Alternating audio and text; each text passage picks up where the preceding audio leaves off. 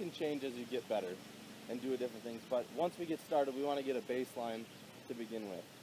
And so, like Andrew said, the second factor that influences ball flight is going to be our club path.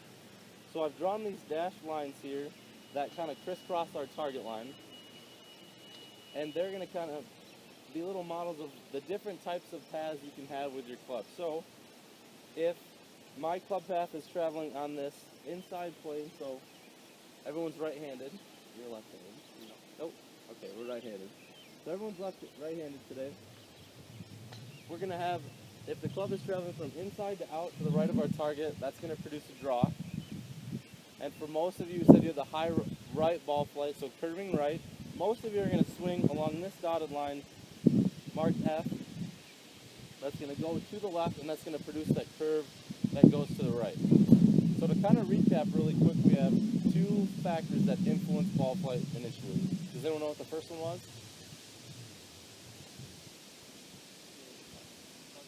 Say it louder. Club face. Very good. Okay, so club face, and that is wherever that's pointed, that's where the ball's going to start. The second factor was swing plane or club head. Say it louder. Path. Club head path. Okay. So start with your feet position so you can stand just like you would a putt. So the club is going to actually be a little bit more upright, if you will. Okay. It doesn't have to be, but just you're going to grip it a little bit lower on the handle, so maybe almost touching the metal. Okay. Feet together pretty much. You can place it in the middle of your stance or just slightly forward of middle, but we don't want to, some people can play it all the way back, but we want to keep our weight and everything moving forward, so it could be slightly back of middle, but we don't want to get it too far back towards our back foot, because you don't want to be hitting, like we talked about in the full swing, you don't want to be hitting behind the golf ball. So just slightly back of middle. And when we talked about the full swing, we were pretty even in our weight distribution. We want to now be almost 90% on our lead side, or for all right-handed players, their left side. And then maybe only about 10% here on our back foot. So, Spencer, why don't you go ahead and take your stance again for me. So ball position, you can move it maybe a little bit more back. Weight's going to be 90% on your lead side. Yep. And so what you've already done is you've already started to lean your hands forward, and that's very good. So the third key to the chip setup is we have our ball position, our weight shift. The last is we want our hands leaning towards the target. Does anyone want to take a guess why? How far does the chip usually fly in the air? Not very, right? So do we want to do things that increase the loft in height, or do we just want to kind of pop it onto the green and have it roll? Get it rolling. So the setup is going to be everything we can do to kind of create that downward strike that doesn't launch it very high and gets it rolling faster. So we're just basically going to set up that way and not have to do anything in our swing to make it happen. So the very first thing we're going to talk about is just kind of the grip that we might have.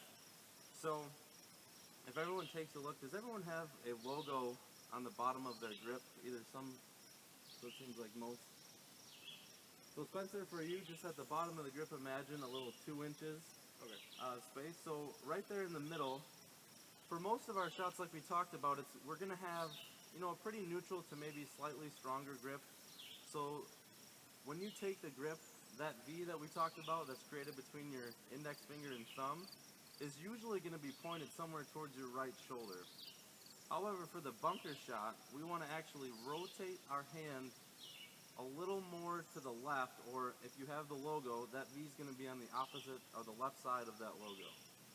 So what this does is it's going to open up the club face a little bit more, which is going to help add some loft at the beginning and hopefully help us get the ball a little bit higher. So that's the first thing we want to do, is make sure our grip is ready for a bunker shot. Then the second thing, like Aaron talked about, we want to see what kind of lie we have. So for this shot, we're on a little bit of an upslope, and so we want to make sure that we match our shoulders with the slope. And so when we do that, what I like to do is when I get in the bunker, obviously you can feel it if it's leaning one more to your right side or left. So I want to make sure that my weight is still leaning forward because I want to try and hit at the ball or just slightly behind it. I don't want to get caught on the bottom of the slope and hit really far behind it. So I want to make sure I set my weight a little bit forward, but then I just want to make sure that I tilt my shoulders while keeping my weight forward and make sure they match the slope. Does that make sense to everybody? Okay,